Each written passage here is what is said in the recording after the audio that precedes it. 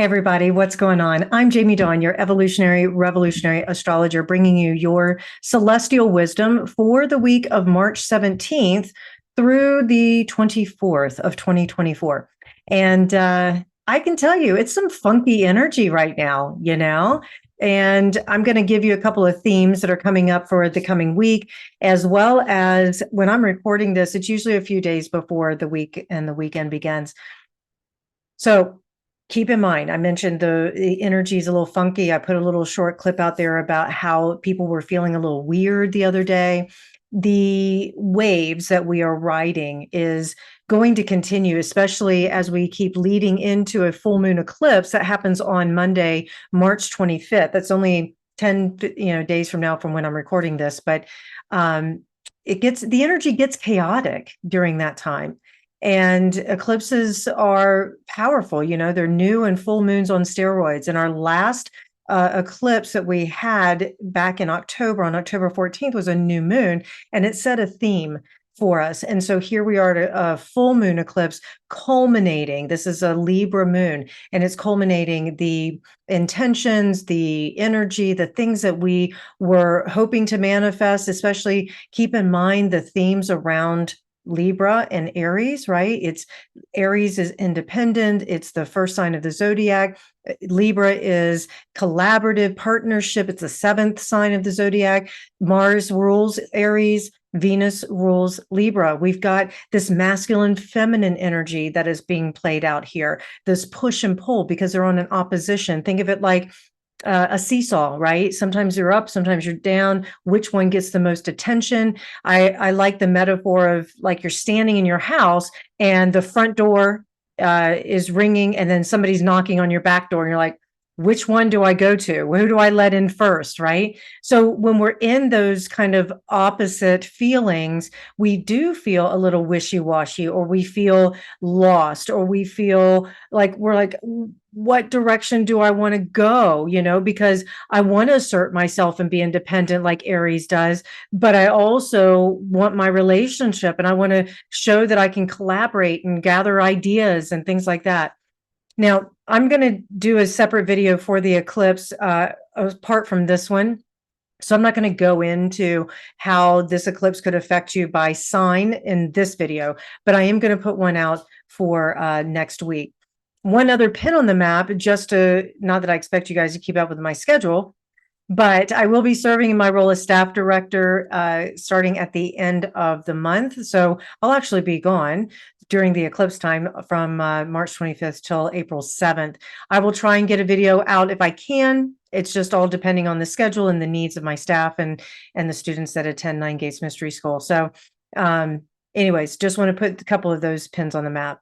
Now, when this video comes out, we'll just be experiencing the sun separating from Neptune in the sign of Pisces. This happens on St. Patrick's Day. There's an exactitude here with the sun and Neptune on Saturday. And so we could be feeling inspired by our creativity, sensitivity, could be really high, very caring and compassionate. We may be very optimistic about the future, and there's lots of possibilities available. It's a great weekend to play and to experience the imaginal realm, because it's going to be pretty easy to be distracted this weekend. So if you're expecting to get a lot done, I wish you well. You must have a lot of earths in your chart, and to be able to anchor all of that in. So anyways, I'm giving you permission to play during St. Patrick's Day. Just be careful, because as we like to call it, it is amateur hour, and there's probably a lot of people out there that are imbibing a bit and giving themselves over to some green beer and whatever else may come into play. So I'm going to offer, please, if you are one of those partiers, get a designated driver, Uber, taxi, whatever it may take for you to be able to be safe. That's the most important thing, because the sun and Neptune together often goes into this sort of gullible state.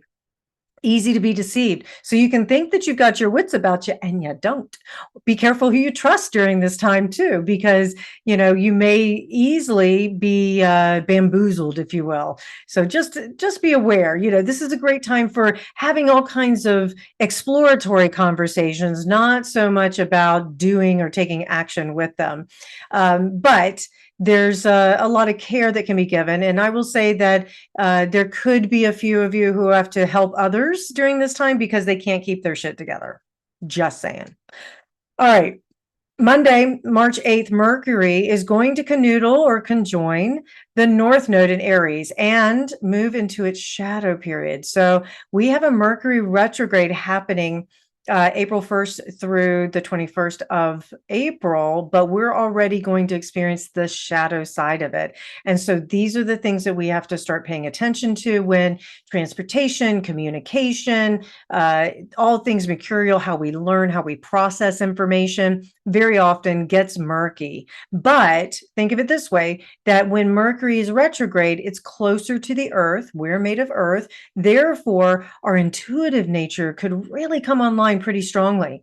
With this conjunction to the North Node, we may have conversations or ideas, downloads that lead us to a greater sense of our future, of what we want. They could be challenging, though, because our North Node is our destiny. It's something we're striving for. It's pushing us out of our comfort zone because that South Node is our comfort zone. So we're looking for ways in which we can express ourselves independently from other people without feeling guilty, maybe without having to feel like we need their approval, things like that.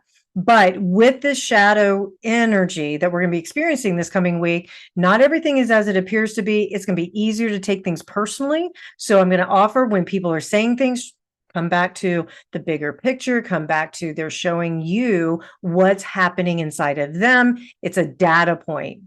Tuesday, it's late in the evening, but we have the sun ingressing into the sign of Aries. This is our spring equinox. And so when the sun enters Aries officially, marking the first day of spring, then there's a balance of light and shadow that shows up. And remember, I mentioned the opposites. We're going to feel sort of this like foot in both worlds, where maybe our shadow side does show up, where we're like me, but we transform that shadow side into, how can me making this about me be of benefit to others and still be in partnership? Maybe I can share a truth that I wasn't able to share before. We often find ourselves during this time being inspired, as if we woke up from a really long nap. We're waking up from winter. We're ready to manifest new and exciting things in the world. So the sun in Aries gives us energy and a sense of renewal, that we can have more courage. We can feel more independent. We're ready to get things moving, especially if we felt stuck somewhere. So we want to just keep paying attention to all that fiery energy that Aries offers as a fire sign, so we can channel it into the right directions for ourselves. Sun and Aries, things that we can do: dance like nobody's watching. Who cares? Dance like everyone's watching. Who cares?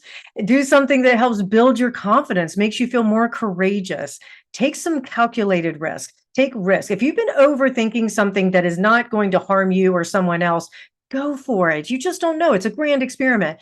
Be spontaneous when the sun is in Aries, and give yourself over to testing some things out. This is great for launching grand, what do I want to say? Not grand ballrooms.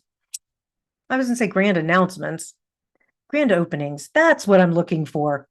Maybe Mercury's already starting to fiddle with me. Anyways, but great for launching grand openings, launching a course, launching books, putting your business out there. This is a great time to do it. I understand Mercury is in shadow. However, and the rule of thumb is you don't really want to launch new things during a retrograde. But if you've been working on it for a while, it's really okay. You'll probably have to go back and revisit some things. So do a soft launch, do a beta test. This is a great time for that. And then we've got on Wednesday, Mercury and Chiron will canoodle, and Venus is going to apply to Saturn during this time. And so this is some of the energy leading up to the full moon eclipse that'll be happening the following Monday. When we've got Venus and Saturn coming together, they're going to be exact on the 21st, and Mars is going to be in its late degree of Aquarius. Wednesday, Thursday, maybe into Friday even, we're going to probably feel optimistically pessimistic. It's this push and pull thing going on, when you've got Venus, who's, love, beauty, harmony, relationships, all that, with Sirius Saturn, who says, yeah, but what's the reality of all? And Saturn's still working with his boundary issues and things like that.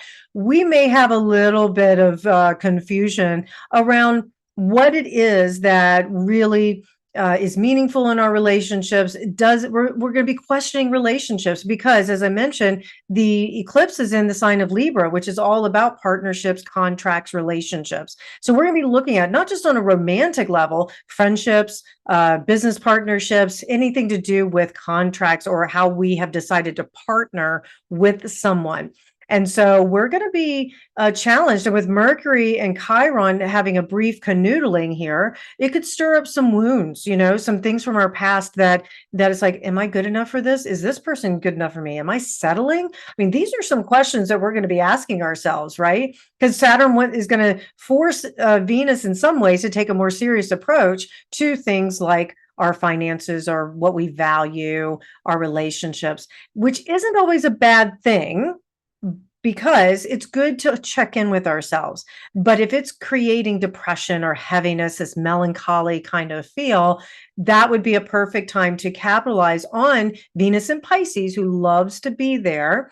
Capitalize on her energy where it's like, let me just take myself into a creative space. Let me go dance. Let me go find art that inspires me, or be out by the water, because here's another thing. We're going to have Mars entering Pisces on Saturday. And so now you've got Mars, who isn't really keen on the water signs, simply because Mars is fiery and it's the god of passion and war and motivation. And in water signs, it tends to be a little elusive. It slows fire down, right? Too much water puts fire out. We know that. And so when Mars enters Pisces, we may find that we become a little less aggressive with what we're looking for or what we're desiring.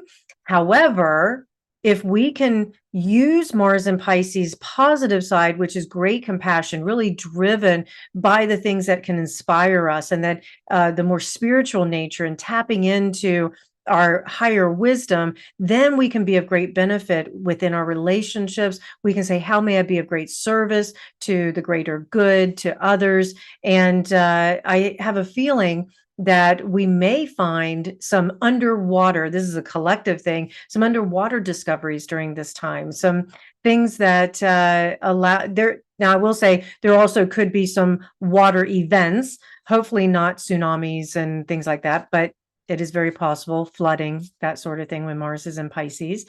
At the same time, I would say that on an energetic individual level, we can really use this that we let our motivation be, how can I be of service, great compassion? How can I offer healing in this situation? And so it can help to soothe some of the intensity that the eclipse is going to offer us if we can tap into that. Because remember that Mars is ruling this North Node eclipse part, while Venus is ruling the South Node eclipse part, because it's the traditional rulers of Aries, Libra. So it's going to be influencing us on that level. Now, the thing about the eclipse as well is that we are going to be focusing so much on our relationships. And I've mentioned this in my my show on the 1-2 radio show, Jamie Dawn. And I mentioned this here in the videos. We're always in relationship with something or someone. And so wherever the weakest link is what we're most likely going to be focused on. And very often we're going to be looking at, I sense, this is my intuitive hit, that what we'll be fighting against it really is going to be looking at what's missing. What is it that is missing in my relationship with so-and-so? Or what is missing in my relationship with food or with money? What is it that I need most? And now it can get us solutions if we're willing to get creative. Mars in Pisces, Saturn in Pisces, Venus in Pisces. Get creative.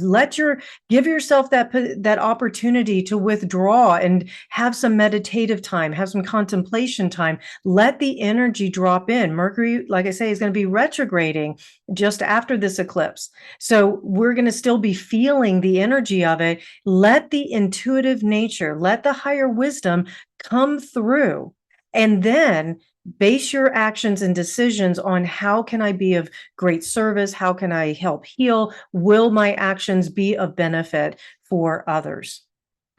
Okay, so one other pin on the map before I say adieu, and that would be the thing about eclipses, Mercury retrogrades, all of that is that there's often fated, air quote, events, things that get finalized, and also meetings or connections that feel like fate.